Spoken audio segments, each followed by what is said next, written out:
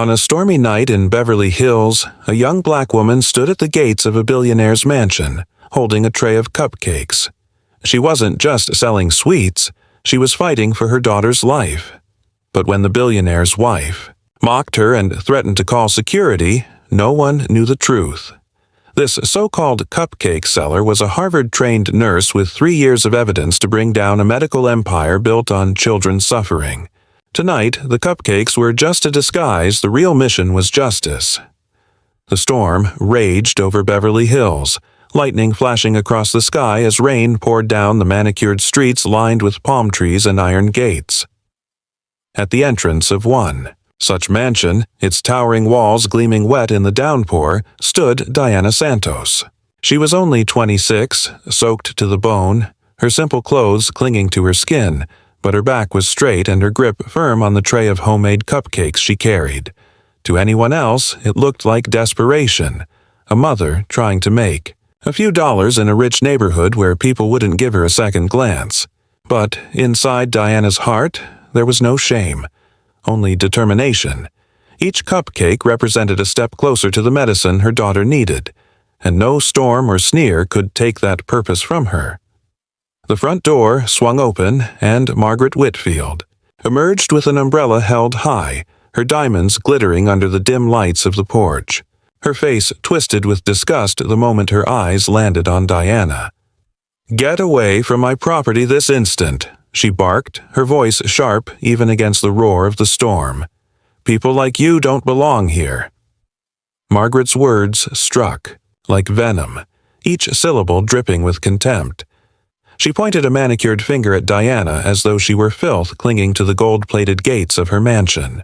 The rain beat down harder, but Diana did not move, her tray of cupcakes trembling only slightly in her hands.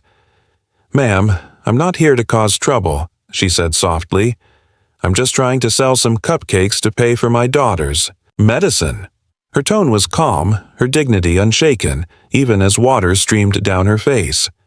Margaret scoffed, pulling out her phone with theatrical flourish. "I'll record this and show the neighborhood committee. You won't sell a single thing here, not while I'm watching."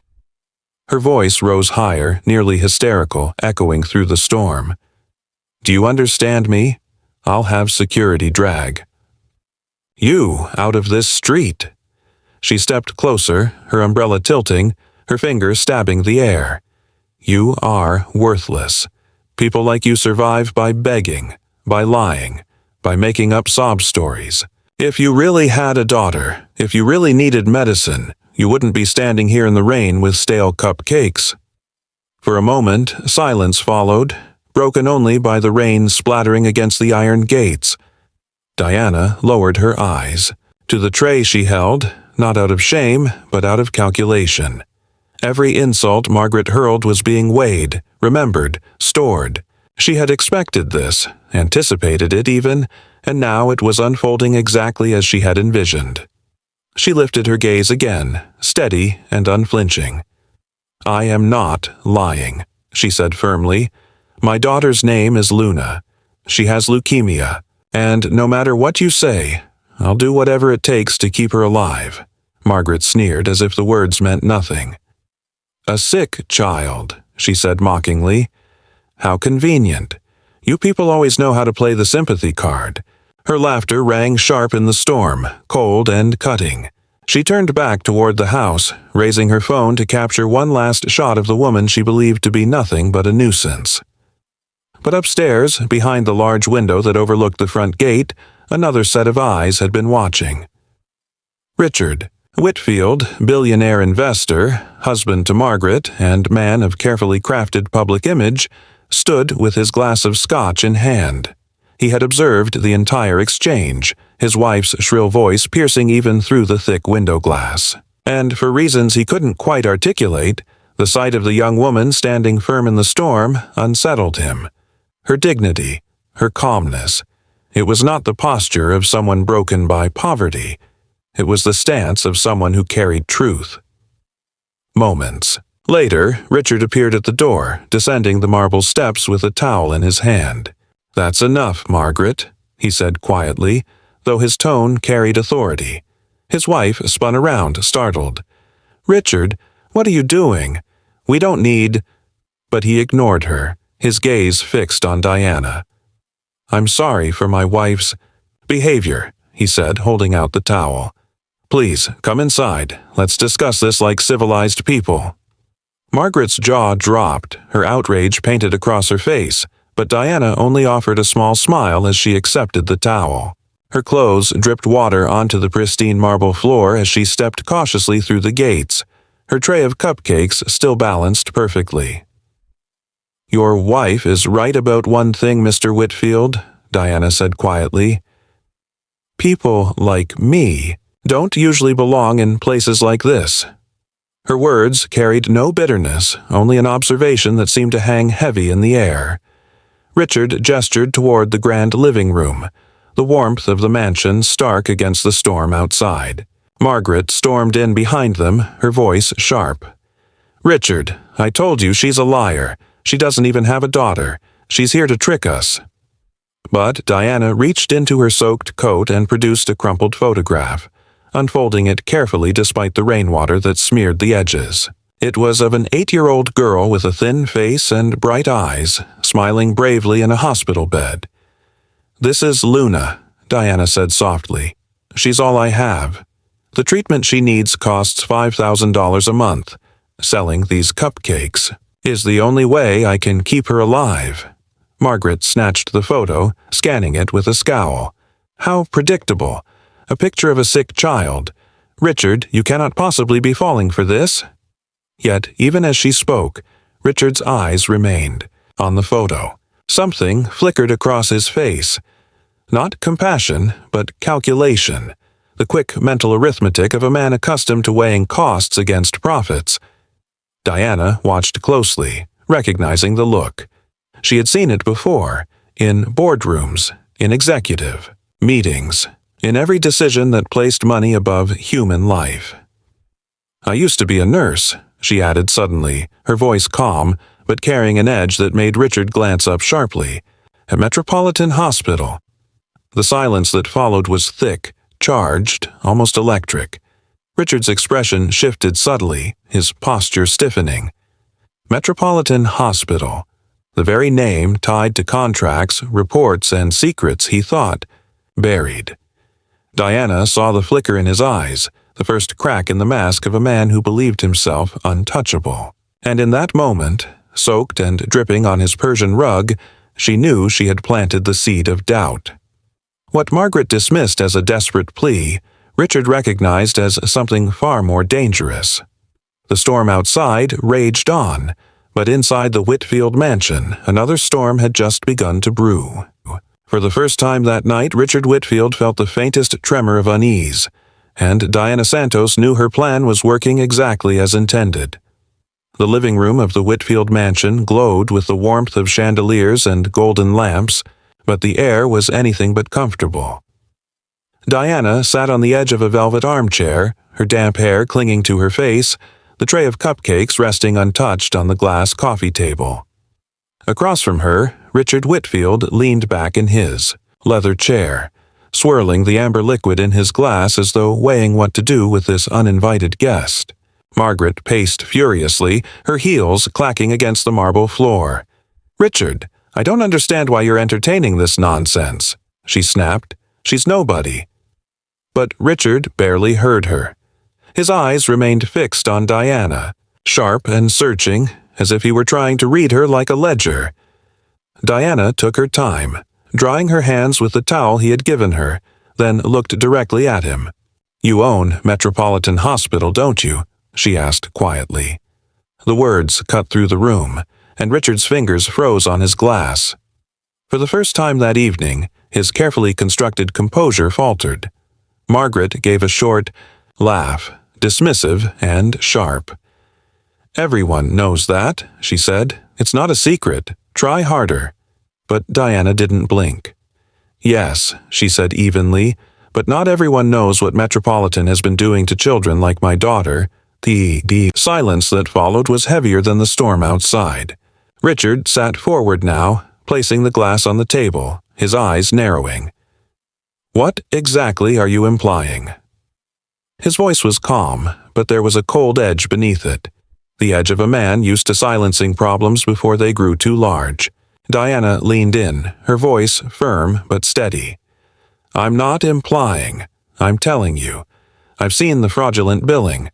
I've seen the recycled chemotherapy drugs that should have been discarded, given to children in low-income wards to save money while the hospitals padded their profits.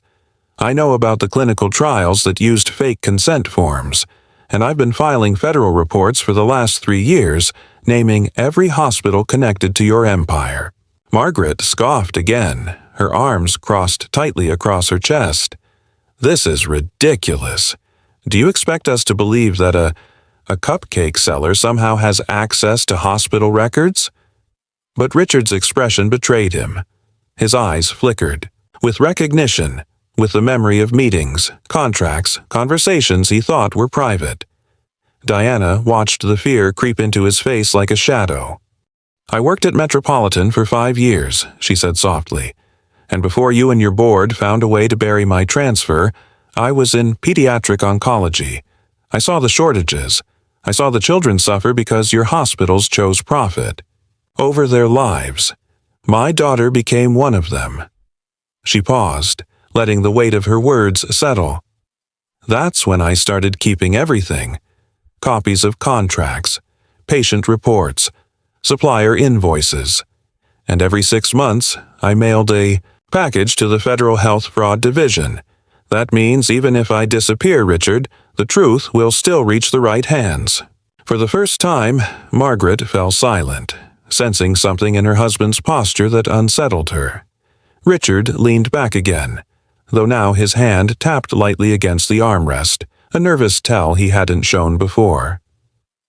"You're bluffing," he said, but his voice lacked the certainty it carried earlier. Diana tilted her head, a faint smile crossing her lips. "Am I? Should we talk about West Haven General? Or maybe Eastbrook Children's Clinic? Both are under your umbrella. Both signed procurement contracts with a company called Meditrix Supplies, and if I recall correctly, the owner of Meditrix is a shell corporation, with you listed as its primary beneficiary." Richard's jaw tightened. His eyes darted briefly toward Margaret, whose confusion was painted clearly across her face. She turned on him, frowning. "Richard, what is she talking about?" He didn't answer. His silence was the confirmation Diana wanted. She reached into her bag and pulled out a folded piece of paper, smoothing it on the table. It was a photocopy of a contract, the signatures still clear despite the rainwater stains. "This was handed to me by your secretary, Christina. She said you made her print and destroy these after every meeting. But she didn't destroy all of them, did she?" Diana's voice sharpened now, cutting through the room like a blade. "She gave me copies, enough to connect you to every fraudulent deal your hospitals made in the last decade." Richard's face paled. For a man who had built his fortune on control of markets, control of people, control of narratives, this was a moment he hadn't anticipated. To hear his trusted secretary's name, to realize there was a leak in his empire, was a blow that struck deeper than Margaret's protests or Diana's accusations. He masked it quickly, but the crack in his armor was visible. Margaret's voice trembled as she turned to him. "Richard, this can't be true, right? Tell me this woman is lying." But Richard didn't answer. He stared at Diana with eyes that no longer held the easy superiority of a billionaire entertaining a beggar at his door.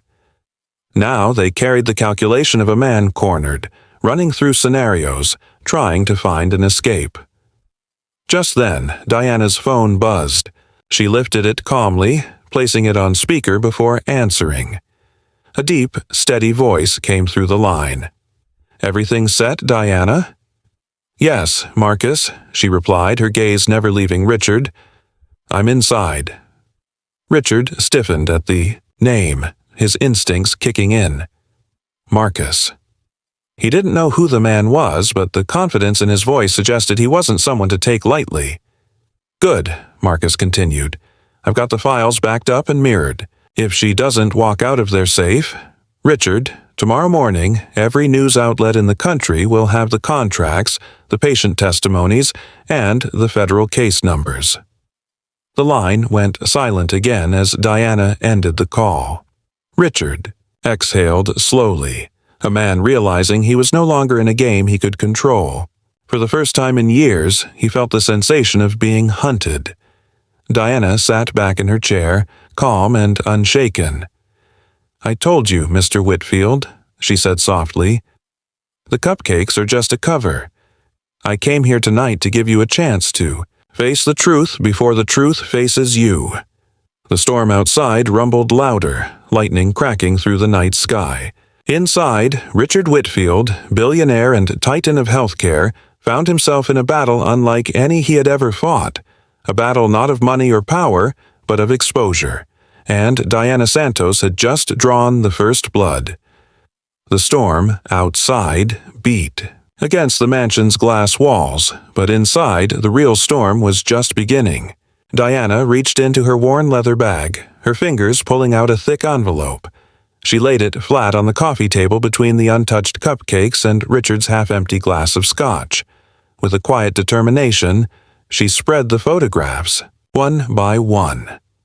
The faces of children, frail, pale, their eyes dim with suffering, stared back from the glossy paper. Some were wrapped in hospital blankets, others hooked up to outdated machines. Several bore toe tags, their tiny bodies swallowed by morgue sheets. Margaret gasped, covering her mouth in horror. "Oh my God, are those?" she whispered, unable to finish. Diana's voice cut through the silence, low and steady. "Children who died because your husband's hospitals denied them treatment. Their medications were watered down, their chemo replaced with expired vials, their chances of survival stolen to maximize profit. Each of these files has names, dates, and signatures. Your signatures, Richard." Richard shifted uncomfortably, his face a mask of stone, though his eyes betrayed the cracks forming beneath.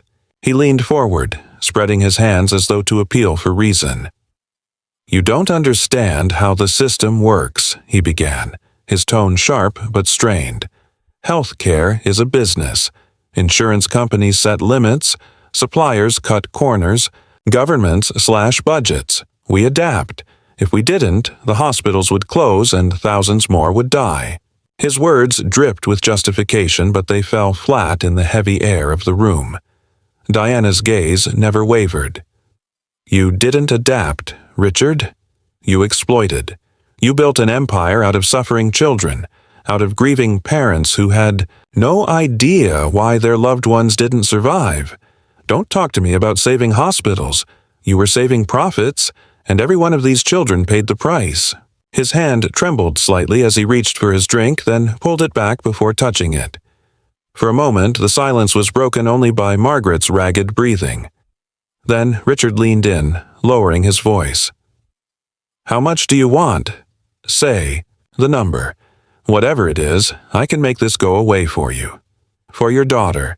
A new house, the best doctors, tuition paid for life. You'll never have to bake another cupcake again." His words were desperate, a man trying to buy his way, out of a corner. Diana shook her head slowly. "You think this is about money? My daughter needs medicine, yes, but she also needs a world where men like you can't gamble with her life. There isn't enough money in the world to buy back what you've taken." At that moment, the sound of engines rumbled outside the mansion. Red and blue lights flickered faintly through the rain-streaked windows. Richard's head snapped up, panic flashing in his eyes. Margaret darted to the curtains, pulling them aside to see a line of black SUVs pulling up the driveway. The storm was no longer the loudest thing outside. The sudden whirl of helicopter blades overhead drowned out her gasp. Richard shot to his feet. "What have you done?" he demanded, his voice rising. Diana remained seated, calm, as though she had expected this moment. Her phone buzzed once more, and she pressed it to speaker. Marcus's steady voice filled the room. "We're here. Time's up, Richard." The heavy knock at the door echoed through the mansion, followed by the unmistakable shout of federal agents announcing themselves. Richard's composure shattered. He paced, his hands gripping his hair, muttering curses under his breath. "This is a mistake. This is a setup. I can fix this," he barked, turning to Diana. "Tell them you lied. Tell them you exaggerated. If you do this, you'll destroy everything. Don't you get it? The stock, the jobs, the economy." But Diana interrupted sharply, pulling a small recorder from her bag. She pressed play, and the room filled with Richard's own voice from past meetings, discussing supply cutbacks, approving forged contracts, mocking families who sued for malpractice. His arrogance immortalized in audio. Then came the printed emails spread across the table, exchanges between Richard and suppliers, acknowledging the recycled chemo, the falsified clinical results, the bribery of auditors. His signature appeared on every contract Diana slid across the glass. Margaret stumbled back, her face white as chalk. You really did all this?" she whispered, staring at her husband as if seeing him for the first time. But the final blow hadn't landed yet. Diana looked directly at Richard, her voice cutting like a blade. "Did you really think Christina was your loyal secretary?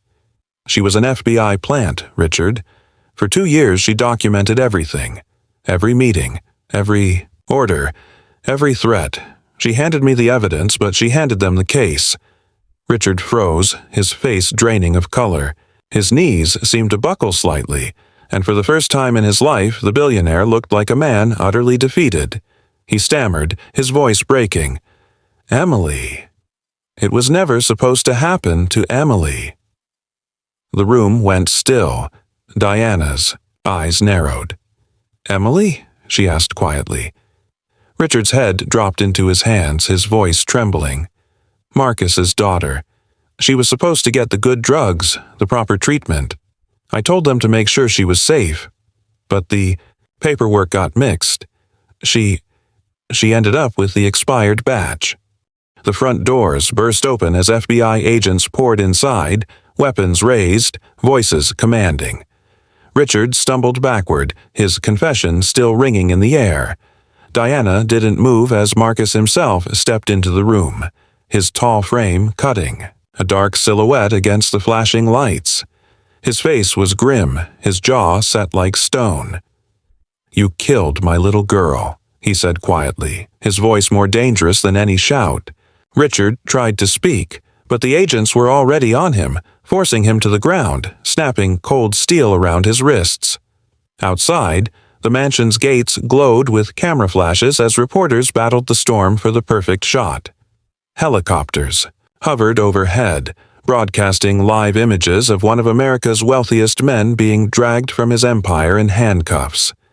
Inside, Diana gathered the photographs carefully back into her envelope, her expression unreadable. Justice had come, not in a courtroom, but in the very mansion Richard built to hide his sins. And as he was led into the storm, the world finally saw the truth of what one woman's courage could do. 6 months later, the storm that had once raged over Beverly Hills had long passed, but its echoes were still felt in every corner of the nation. The story of Richard's downfall had gripped America. Front-page headlines, endless debates on primetime television, and a Netflix documentary that turned into a global sensation. And at the center of it all stood Diana, no longer the desperate mother baking cupcakes in the rain, but a national figure, a woman whose persistence had toppled one of the most powerful medical empires in the world. When she was officially sworn in as head of the Federal Medical Fraud Department, the cameras flashed endlessly. Journalists shouted questions, analysts dissected her every word, and families across the country breathed easier knowing someone like her was now in charge of holding the corrupt accountable. She wasn't just a survivor, she had become the face of reform. The 143 families who had lost children or loved ones to Richard's schemes were finally compensated, not with meaningless checks but with justice and recognition. Their stories, once buried in legal jargon and hospital cover-ups, were brought into the light. They stood beside Diana during press conferences, their tears flowing freely as she announced sweeping changes to the healthcare system. No longer would contracts be hidden behind boardroom doors. No longer would hospitals quietly recycle expired medicine or deny treatment based on profit margins. Diana's new department forced transparency, audits, surprise inspections, whistleblower protections, all measures designed to ensure that what happened to those children would never happen again. The very mansion where Richard had once humiliated her became a symbol of change. After the government seized his assets, Diana made a bold proposal. Instead of auctioning the estate off to another billionaire, she requested it be converted into a free community health center. Today, its marble floors were walked by nurses, its grand ballroom filled with patients waiting for checkups, and its glittering chandeliers shone down not on parties of the elite, but on families receiving care they never thought they could afford. The media dubbed it the House of Healing, and the image of Diana walking its halls in her modest blazer, greeting patients, became iconic. For many, it was the truest form of poetic justice. Richard's empire rebuilt, not for greed, but for hope. As for Margaret, the woman who once sneered at Diana in the rain, her life had crumbled. With Richard's empire gone, the accounts frozen, and her name tied to scandal, she found herself stripped of the luxury she had always flaunted.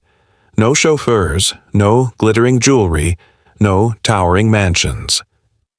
She moved into a small apartment on the outskirts of the city, barely recognized by the neighbors who gossiped about her fall from grace. When she was spotted in public, it was without makeup, carrying her own groceries in worn bags, avoiding the cameras that once adored her presence. The humiliation she had inflicted on Diana returned tenfold, not through Diana's hands, but through the relentless turn of fate. But for Diana, none of it mattered more than one thing. Luna, the little girl who had been at the heart of everything, her reason to endure the humiliation, her reason to fight, was thriving. With proper treatment finally secured, Luna's cheeks regained their color. Her laughter returned, and she walked proudly beside her mother during public ceremonies. Schools welcomed her with open arms, and doctors marveled at her recovery. Every time Diana looked at her daughter, she knew the battles, the sleepless nights, the endless risks had been worth it. Luna wasn't just surviving. She was living, and in her smile, Diana found her greatest reward. The world took notice. Time magazine featured Diana on its cover with the headline, "The Woman Who Brought Down Goliath." CNN ran nightly specials dissecting how she had done it. Netflix's documentary, Storm at the Gates, became a global phenomenon, dramatizing every step of her journey from a struggling mother in the rain to a federal leader commanding respect from the highest offices. Invitations poured in from universities, think tanks, even world leaders wanting her insight on fighting corruption. But Diana remained grounded, never forgetting the rainy night when she stood at Richard's gates, mocked for trying to sell cupcakes. In speeches, she reminded people that true revenge wasn't loud or impulsive. It wasn't about screaming back or throwing the first stone. It was patience, discipline, and intelligence. It was gathering every insult, every humiliation, and quietly turning it into ammunition that would one day make the arrogant destroy themselves. She never gloated, never mocked those who had once mocked her. She let the results speak louder than vengeance ever could, and the results were undeniable. Families healed, hospitals reformed, a nation awakened. Diana had set out only to save her daughter. In the end, she saved countless others, rewrote the future of healthcare, and proved that one woman with enough courage and patience could bring an empire to its knees. As she stood on the steps of the White House one crisp autumn afternoon, delivering a speech about justice and resilience, Luna held her hand tightly, gazing up with pride, and Diana knew in her heart that the storm was over, not because it had passed, but because she had learned to command it. The closing truth became the legacy she left behind. The most powerful revenge is not destruction, but transformation. It is not shouting in anger, but forcing history to remember the day arrogance collapsed under the quiet strength of patience and intelligence. And as the applause thundered around her, Diana smiled, not as a victim, not even as a victor, but as a mother who had turned pain into power and justice into a weapon sharper than revenge could ever be.